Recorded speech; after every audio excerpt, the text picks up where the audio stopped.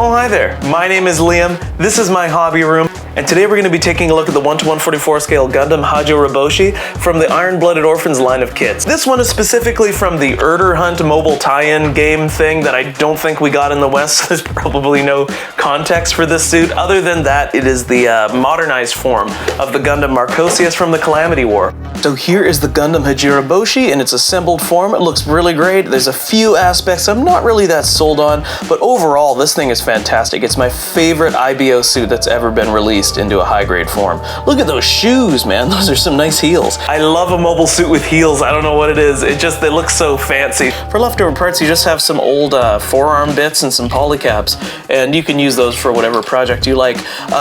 There are a lot of stickers. There's a huge sticker sheet. They're not too bad, to be honest. These larger kind of light lavender stickers probably wouldn't be too bad if you applied them. Some of them aren't so bad, but these ones here I predict there being a lot of problems with just because they have to do with folding, and folded stickers never look good, so there's that. And it comes with an instruction manual, obviously. So here is the small rifle, and it looks pretty good. It can slide onto either side skirt for storage right at the top there, and it's got a seam line straight down the middle because it's just two halves slapped together. But for what it is, the detail's really nice, and I think it will pop once it's painted up. What IBO kit wouldn't be complete without a big mace? So here's the big chunky mace, and it's got some hollow pieces down here in the pommel.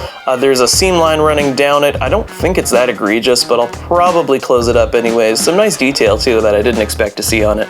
And then we also have the drill shield. So this shield can expose a little drill bit, and I think I actually might replace this with an actual 3mm pin vise drill. But here are some claws it has as well. Kind of reminds me of the Sandrock. And the shield is on this kind of interesting joint here, which I don't think I've seen on a kit before, which I really like.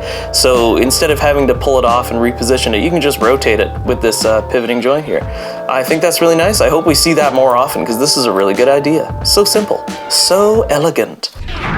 So the articulation is pretty standard. If you've ever built a kit from the Iron-Blooded Orphans line, it is exactly the same. There are no surprises here. The V-fin is really large. As you can see, I haven't cut off the safety flags on the V-fin yet, but I will do that. The head turns all the way around. Arms go all the way around, obviously, but they're a bit hindered by the fins on the back, the back skirt pods here, whatever the hell those are, and the V-fin itself. They butterfly a little bit. The shoulders that move independently, just the standard IBO stuff. The arms go all the way around to the biceps. You have a pretty good bend. And obviously the hands are articulated at the wrist. The torso goes all the way around, but you're hindered by the design of the suit. But it will make the bend. It's got a bit of a crunch. It's on a ball joint at the waist, I mean here. Your side skirts move up and down. They're molded together, but you can separate them if you like. These pods on the side or on the back skirt can move up and down independently because they're just on polycap joints there. I really like the back flippy things. I don't really know what they are, but they look nice. So the legs go all the way around. The legs are barely hindered at all. They go all the way out. You get a good bend like this, and the toes are articulated separately, though they look kind of funny with these big pods on there, which are just on a ball joint, which rotate a little bit, and the ankle guard does have some movement. So all in all, it's pretty sweet, but I'd say the trouble is actually just getting it to stand up straight. So this definitely is a nice kit, but it does suffer from the standard Iron-Blooded Orphans instability issues just based on its frame and the way it's put together. But that can be alleviated by just painting it or, top coating it, just to add a little bit of friction on there. I do really like the design, and that should be the main aspect of this kit, the deciding factor. I've been building for like 20 years, and I still just buy kits based on which ones I think look the coolest, despite me being a suppository for useless knowledge on in-universe stuff for these mobile suits.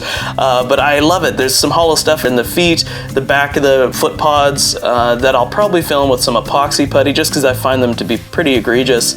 You can see you'll have to mask these areas here, or you can just use the stickers. I will obviously be masking them because it would be super easy to mask that. And there's a few little details that are supposed to be gray and yellow all throughout the thing, and a bit of red as well.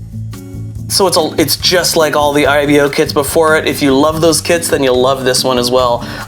Yeah, big fan of the design, so therefore I'm pretty happy with it. But if you are not a big fan of IBO kits, then this kit probably isn't for you. I'm gonna shut up now, I'm gonna show you some poses, and then I will sign off after that. So let's take a closer look.